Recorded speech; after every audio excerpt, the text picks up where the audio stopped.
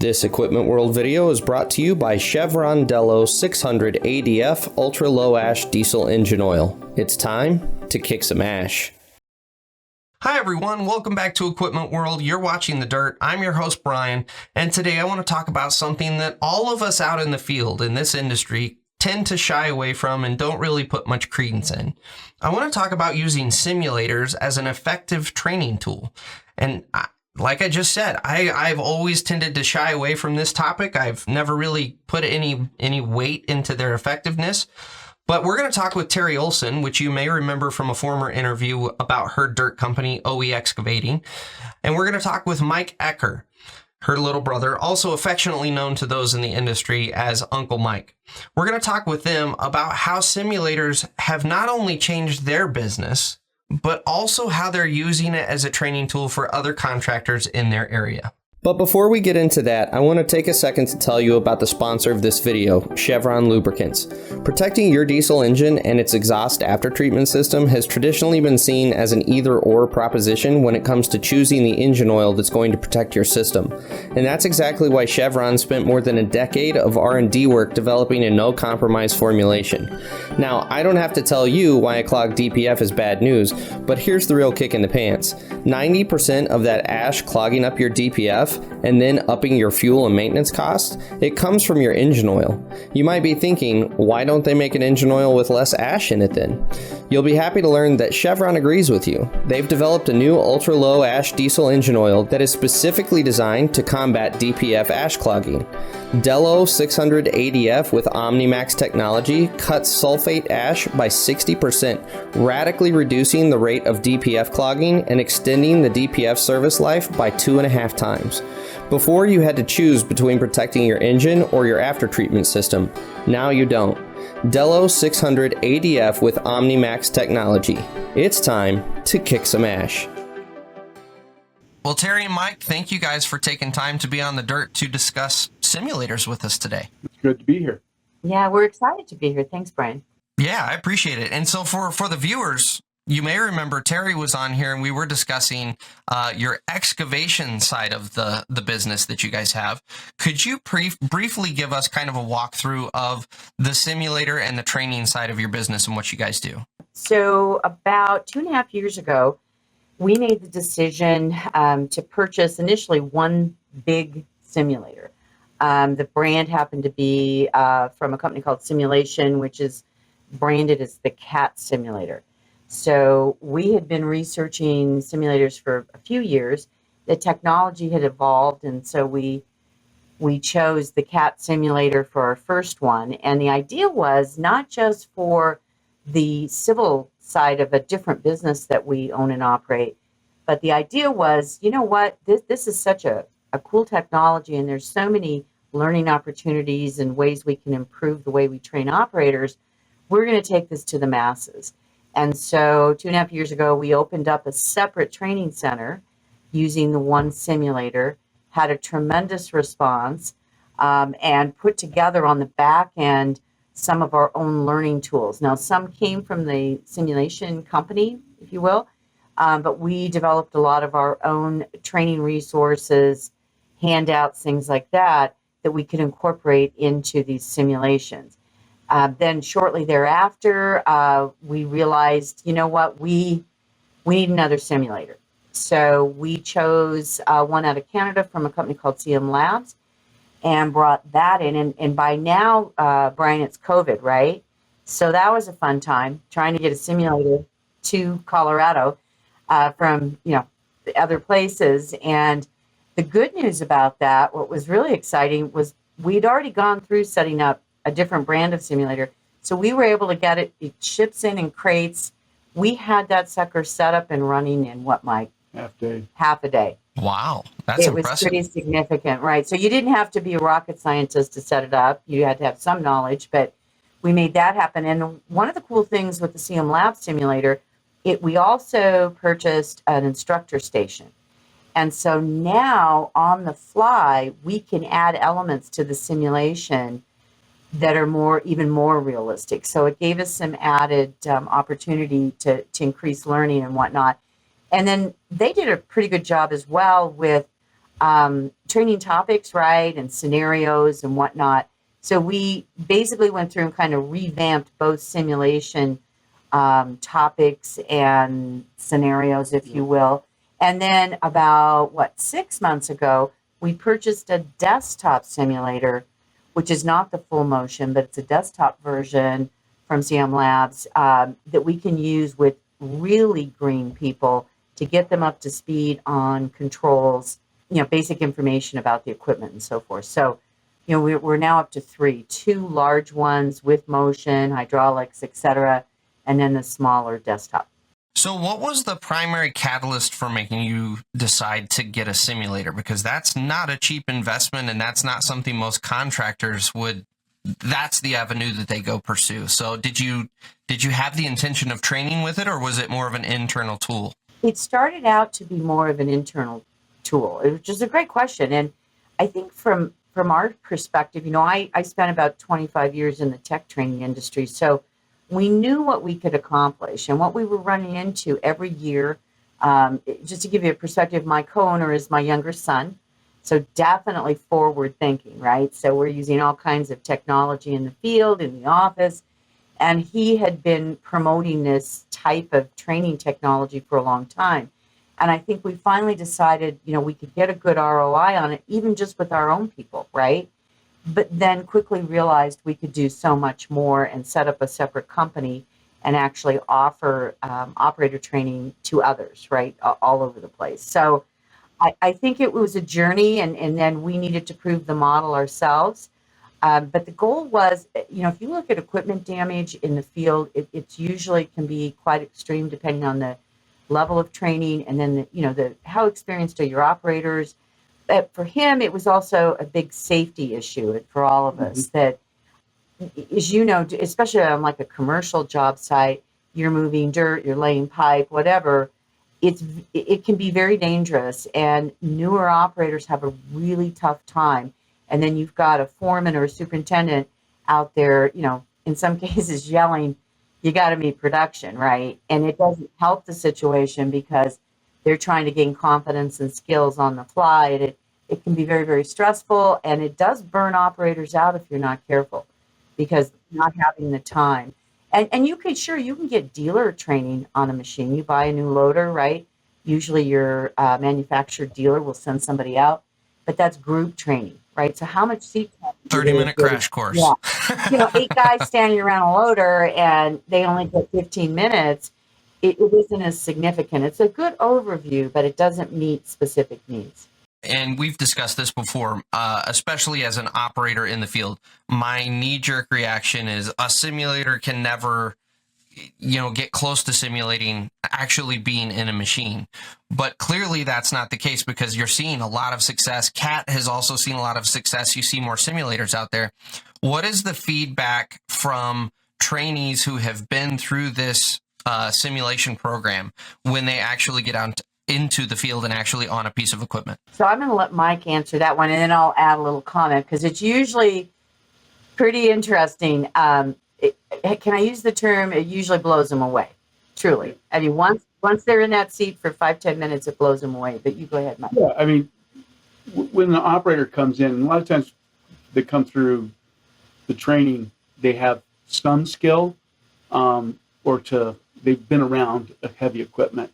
And effectively, it gets them to the muscle memory and understanding that when they go out there, they're not so worried about, now what am I supposed to do? So when I load my bucket, am I supposed to go into the pile and lift up slightly before I turn my bucket so I fill so they're now looking at, where is the people on the ground? Where is the truck?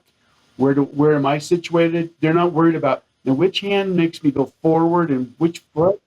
So now they're starting to focus on what they're supposed to be, their surroundings. Are they a seasoned veteran? No. But the whole thing is, you're not focusing on your hands and your feet. You are focusing on, where am I in relations to the job site, so I'm not going to hit somebody, hit someone else, run into the truck, and then kind of pick that stuff up. So the overall is the guys are efficient. When it's used for pre-screening as well for people, to make sure that they understand. and truly know. So Sure. So as a pre-employment tool, we've seen some success there with, it's not really a test, but if you throw somebody on the simulator and set up a scenario or a simulation, you're going to know fairly quickly, is this truly an experienced operator? And then you can run it through your paces. Because you have multiple data points that pretty much equalize you out. So you and I run it, and with all those data points, they can tell pretty much who's the better operator. You put the load on there. You didn't put the load. You kept the load even on your tracks when you're doing excavating. You didn't do wheel spin when you were loading the truck. You didn't have spillage. You know, yeah, you were fast. You moved a lot of dirt, but you spilled a lot of it. All your time is going to be picking up the dirt that you spilled because you were so fast. So in the long run, you're going to end up using more fuel and just more danger because now you're always cleaning up stuff that you're spilling. Right. And so once we get them in, the reaction, Brian, like we mentioned, it's immediate. I mean, I've got what I call old timers that show up and they're determined not to want to be in that simulator, right? We've done open houses and we're like, hey, come break the simulator. Let's see what you can really do. And usually there's a big smile fairly quickly moving into it. So the system's going to spit out reports, right? So imagine in a simulation, we can essentially do just about anything. I mean, so if we get a company that says we're laying pipe and we want to focus on a certain type of trenching, right? And, you know, doing specific types of work areas. They might say we have heavily congested sites and they give us a scenario. We can create that with the simulations, believe it or not. So we can come in and tailor it. And that's what we try to sell. We're customizing the experience so that the individual that comes in, we're not teaching them to load trucks if they're not going to be loading trucks, right? So initially we'll focus on the skills they need at their current job to be successful. And then over time, if the employer says, well, yeah, maybe I do want them to know how to load trucks, that could be a secondary option. But each session we do, we limit it to 4 hours. We tend not to go all day. You lose focus, right? So we will do half-day sessions. And then during these simulations, as Mike mentioned, the electronics, we're tracking what's going on. And you'll see a report at the end that's measured. Some of them are 1 page, some are 2 page, that are measuring all these benchmarks. And those are set by the manufacturer, right? So both CAT and CM Labs went out and took data across literally a global market to try to determine those parameters. And so we can look at a report and say, here's some skills you need to really work on. You took way too long. Standard might be 2 minutes to do an exercise. It took you 10 minutes. But let's talk about that. You know, what slowed you down? What do you need to work on?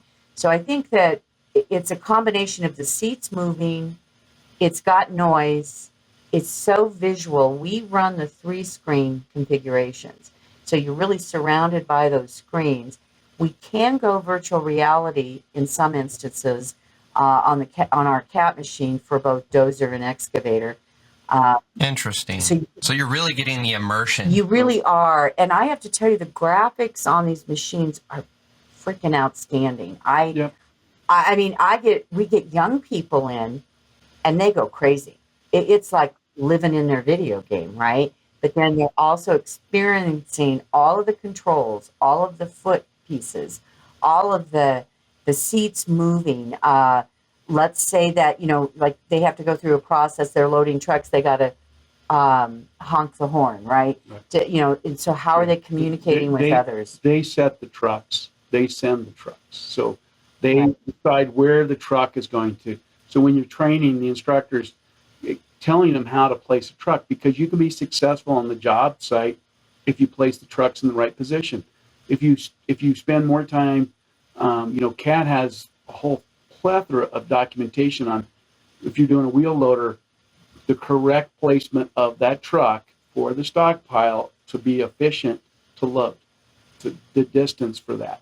So that's optimum. So the student has the same opportunity to be successful. Or the other point is just put the guy over there, you shouldn't be over there. And let me show you, that's the reason why it took you so long to load that truck. Plus, if they're doing full extensions of the hydraulics, like a bucket slam. Those are recorded. So some of our clients, the maintenance department gets involved as well because the guys are beating the equipment up. When you have equipment downtime, you're not being productive. Now you have a heavy piece of equipment that's being maintained on the job site and it's not actually producing anything. So, saving gas, being efficient, but let's not tear the equipment up. You can be efficient and not tear the equipment up.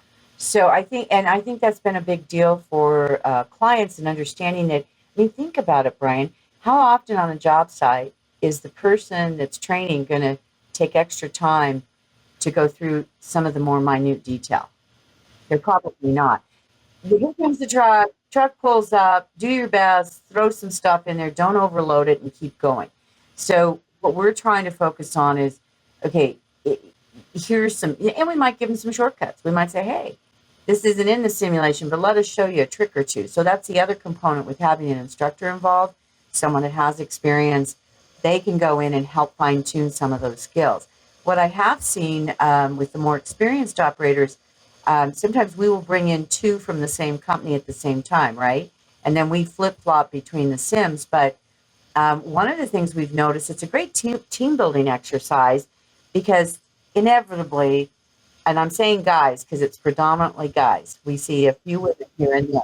We're trying, guys. But it's mostly guys. So ladies, I'm not ignoring you, but we don't get a whole lot through the door. But I would tell you, it becomes team building in that usually the last 10 minutes or the last, they want to have a contest. Okay. We have a lot of contests. And so with groups even, we'll do contests to see who can complete this the best, right? Or the fastest or whatever the benchmark is. And we've had great success with that. And especially for newer operators, if we have some fun with that, right? You're giving them a chance to show what they can do. And so over time, they get better and better. You cannot train, though, someone in half a day and say they're good to go. I'm going to be honest here. You just can't. We can get them confidence. We can get them, situational awareness. We can, give them, they know the controls fairly well in a half a day, but that you've got to team this stuff up with on the job. And then we love to get somebody back for at least 2 half-day sessions. If we can get our hands on that operator for 2 half-days spread out over a period of time, we can really see some big results when we combine it all together. And everything's stored in a database. So you come, we set your account up, you test today, you come back 6 months, we run you through the same exercises, and now you see your performance. Wow, I was that slow, or I did that. I am a better operator because I can see. And then, last night we hosted a thing for an educational thing, and I had 2 guys that were never touched an excavator, and they could load a truck in just about 6 minutes, and it was amazing. They were so now which one does what, and they would, you go through and you walk through them, and there's, oh wait, that one's moving it. Okay, that's my boom. That's my okay. They kind of got it, so they could eventually fill a truck every 6 minutes. You wouldn't want that on the job site. But we do a lot of promotions like that. This is through a program that AGC, Associated General Contractors, and the Colorado Contractors Association does every month, and we host Heavy Equipment Night. And so they bring in their senior operator trainer and Uncle Mike and sometimes live students, and we go live using some pretty sophisticated camera shots and using the simulators and hands-on. And it's like, a 3-hour course that we do once a month. Yeah. And the people that attend these, it's free to them. And so a lot of times we'll have 40 or 50 people online. And it's really cool because they're getting excited about, hey, equipment operation, it's not what I thought it was going to be. So kind of off topic, but it's a great way. Yeah, no, one thing that occurs to me through all of this conversation is I think there's a fundamental flaw in the way that most of us in the industry think about these simulators. We think about it from the standpoint of, I'm going to train someone on the simulator, then they're going to immediately go out into the field, and they're going to be able to 100% operate the machine. And when we look at it that way, we're kind of predestining the simulator to fail because it will never get it there. But as you've been talking, I've totally shifted my mental state to where if you use this exactly like you guys are talking about it to get over and past the hurdle of what controls do what, how is this machine going to react when I turn the wheel or when I make the boom go out, or if I'm on a hill and I swing too far when it tips, to kind of get past all of those hurdles, you almost ramp up the speed that someone can learn when you actually get them in the real seat. Yep. Because all of that's already done. You've already invested in that. And then the second thing that comes to mind is when I'm training on the job, generally it's hanging off the side of a machine, hop off, pop back on when you have something that's big enough to be worthy of stopping someone. But you lose a lot of the nuances of being able to train on some of the finer skills because you'd have to get up on the cab, which is dangerous, while the machine's running. And so instead what happens is you only stop the machine when there's something big enough that warrants stopping the machine. One thing that occurs to me is in the simulator, you get to have all of those subtle, nuanced conversations because there's no danger of me standing right next to you while you're operating the excavator or while you're operating the loader. I can be right there with you saying, okay, think about this. Here's something we want to apply.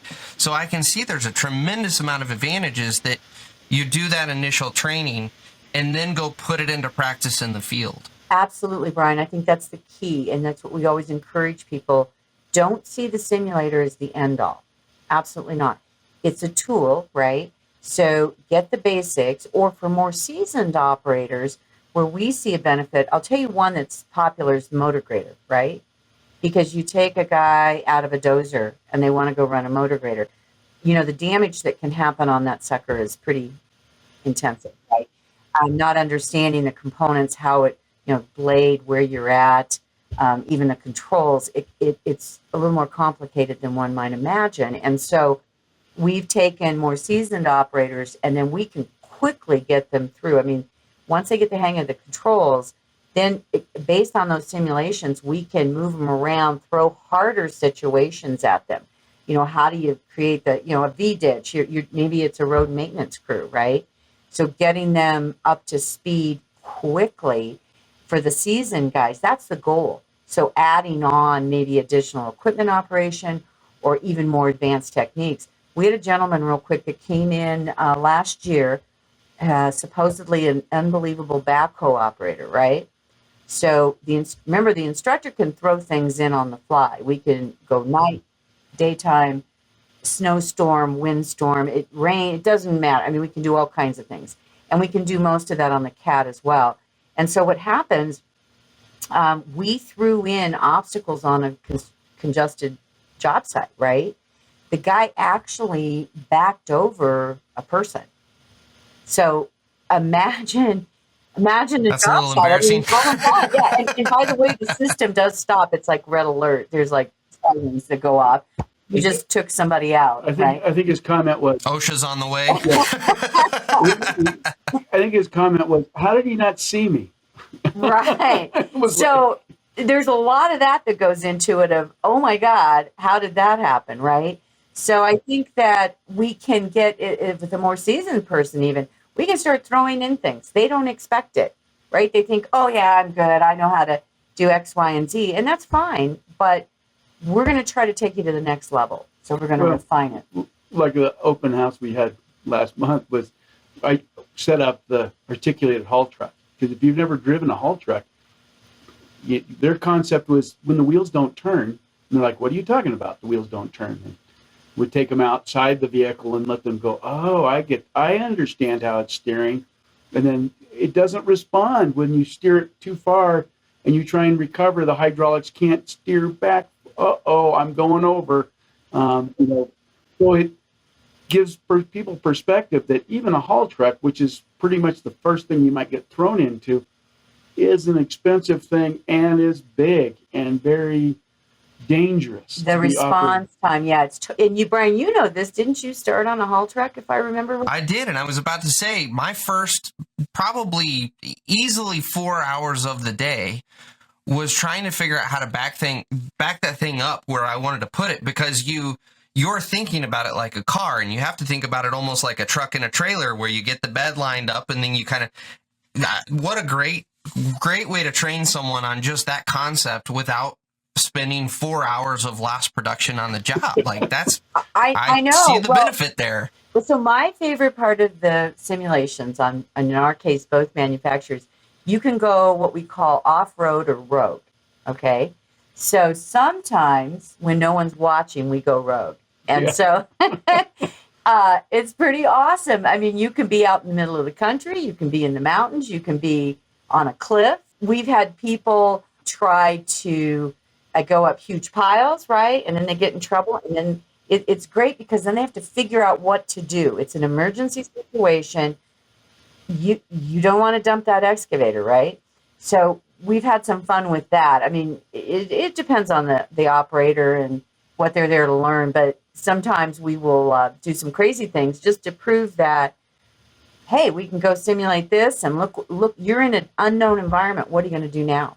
So I want to get into, and I'm about to ask a question of how it's impacted your business, but I, as I'm sitting here thinking about this, especially with all of the motor grader comments, one of the things I've experienced, this has been my experience in the industry, is we're losing all of our motor grader operators because generally companies only have 1 or 2 graders, and they're always in a production environment. And so no one has time to let a rookie in the seat to go waste 3 weeks learning how to run this machine at a somewhat decent capacity. Versus if you make the investment in a simulator or in someone else's simulator training program, you can now keep that machine in its productive place on your job site while still rearing up this next generation of operator. And I think that's why the industry is struggling so hard, specifically with grader operators these days, is they can't afford to have the machine down to teach. But at some point, we're going to cross this threshold to where you no longer have anyone to run the machine.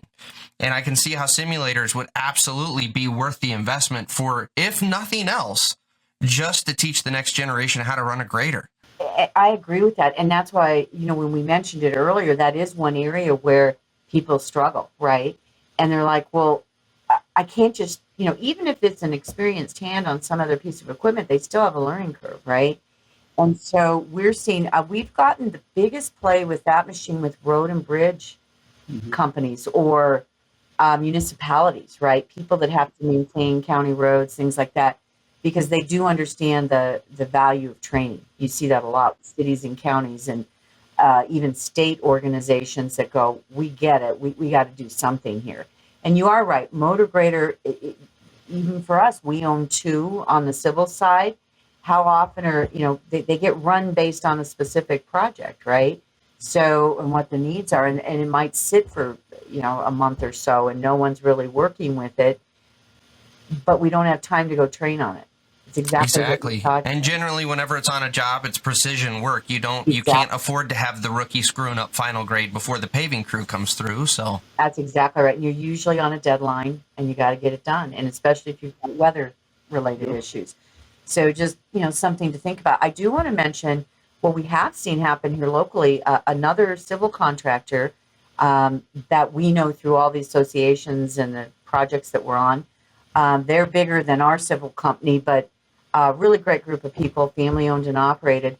The younger son saw what we were doing, and they just ordered their first in-house simulator. And it's pretty exciting. And so we're actually helping them implement it, because here's the way it works in this industry, as you know. The more you help other people, the more it comes back. And so if we can help them prove success and they're going to use it in their company, oh my God, how great is that? So now we're starting to get more acceptance, which I do have to say with people of my generation, right? This older group have been the most resistant. Yeah. The mid to younger. I'm not even going to say my generation's better when it comes to simulators. Yeah. I'm not even going to claim that my generation. we're gonna poo-poo them all day long as well. So it's interesting to see the revelations that are happening. Yeah. Well, if you ever talk to like a tank operators, anyone that's in the military, that's exclusively all simulators, because they understand that you don't operate a machine to train someone, because it's the most expensive way to train someone. Truly.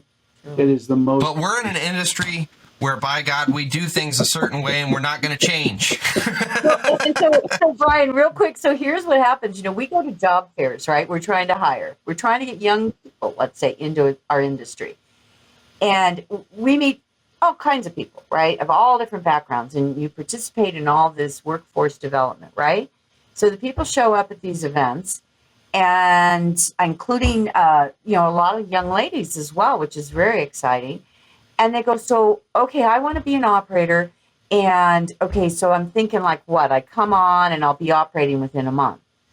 And the reality is we all know it doesn't work that way. So what's going to happen? They got to start on the ground. We get that, right? They've got to understand, grade and all the other pieces and parts on the ground. But it's really hard these days to tell that young person, well, yeah, we're going to start you on the ground. Now, by the way, you might have to use a shovel now and then. And yeah, there might be somebody in the background yelling at you on a pretty consistent basis. And maybe if you show promise and interest, you might get in a machine in a year. I mean, think about it. That's the reality. And so they have to prove themselves, but there's nothing wrong with that. But you see, we're losing out. When I go to these trade events, the plumbers and the electricians are getting these people or other scopes because they have a program. They have an apprenticeship or, a way to get their foot in the door and hopefully move through a program and get where they need to be fairly quickly. In our industry, at least here in our state, it's all about, well, we're going to stick you on a crew. You're going to be on the ground.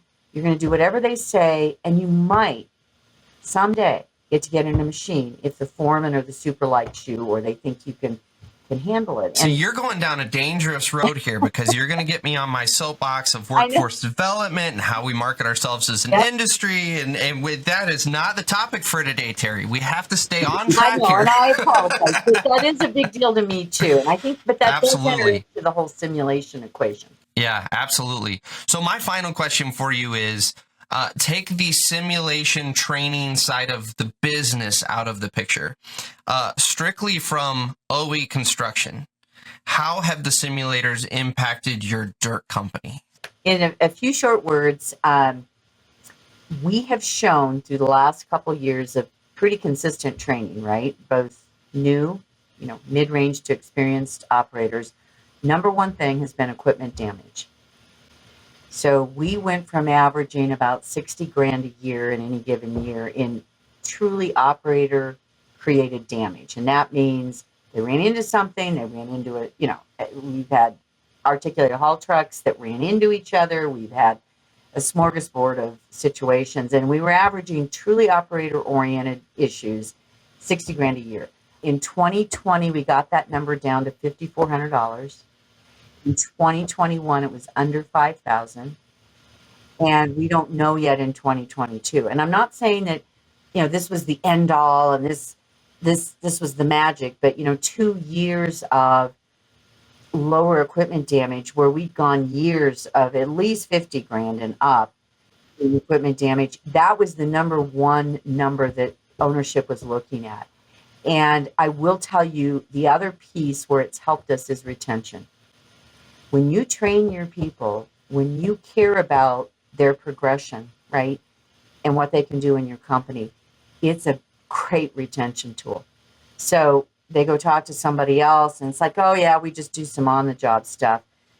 But our folks can say, no, we actually get X amount of training per year. And it's not just the simulators. It's all kinds of training. But simulators have been a really big boost to retention for us as well. So let me ask this final question here. As a private dirt contractor with no intentions of getting into training, would you recommend companies start looking into simulators as something incorporating into their business model as a dirt contractor? As a dirt contractor, absolutely. Now, here's where you're going to get some pushback on the budget, right? So folks are going to say, well, Terri, I'm not going to make that kind of investment. But here's the thing. You can buy into, you could even start with a desktop simulator, right? You got resistance. You can purchase a desktop simulator these days. I don't want to put prices out there that have changed, right? Because we're in this whole price escalation mode. But let's say it was $30,000. And you could get a desktop simulator in with one screen, big screen, pretty decent graphics, no motion, but definitely for controls. 30 grand, that isn't that much in the scheme of things, right? If you can get an ROI. We're in the dirt world where machines cost $500,000. Exactly. So, in 1 year, you could pay for that machine just with, less equipment damage. If you move up the scale and you go to larger systems, I mean, typically the pricing, depending on the bells and whistles you put on it, and by the way, you can add the Trimble and GPS components to these machines as well. Which is a whole other area of great training. Subject. I know. Yeah. It's really cool. But you could probably get a base unit with like on the CM Lab side, and I don't want to speak out of turn, and you could have up to 6 machines that you could simulate on that machine, instructor station. Now you might spend 130, 140 grand. Again, $500,000 for a dozer. I think I can cost justify that. And then the big thing is you don't want it to turn into a big brick sitting in an office or a shop somewhere, right? So you've got to have a plan. So I always tell people, like I mentioned this other civil contractor that's purchasing their own, let's get a plan together. Let's figure out how you're going to introduce this, what kind of training program you want to have, how often, all the nuts and bolts that go into it. That's part of it too. And then you got to find somebody in your group that's going to be your kind of, what would you say, expert, instructor, and not full time, mind you. So you could take one of the guys or the gals in the field and say, hey, you're going to be our quasi sim instructor. And with a little bit of time and help and study, they could do that. And so you don't have to go hire some, extra employee to do this. You can use internal resources. So in my mind, it made perfect sense. I mean, we could easily cost justify that, even if the payback was 2 years. And then there's some intangibles in there, like retention, like safety, all these other things. So we just took some of our safety budget and allocated it to simulators. That's how we did it. Well, I hate to cut this short, but man, we're a half hour in, and I could go for easily another half hour discussing this. So Yeah. I do appreciate the time from both of you guys. This has been super informative. Yeah, thank you, Brian. We appreciate it. Well, thank you again for Terri and Mike taking some time to come on the show today. I know we went a little long on this interview, but at the same time, these are conversations that really excite me. When we start challenging the norms of the industry and we start thinking outside the box of traditional ways of doing things, I get excited. So I honestly could have gone for easily another half hour on this discussion before shutting it down. So thank you guys for bearing with us. I hope you enjoyed it and found it informational. As always, we'll catch you guys on the next episode of The Dirt.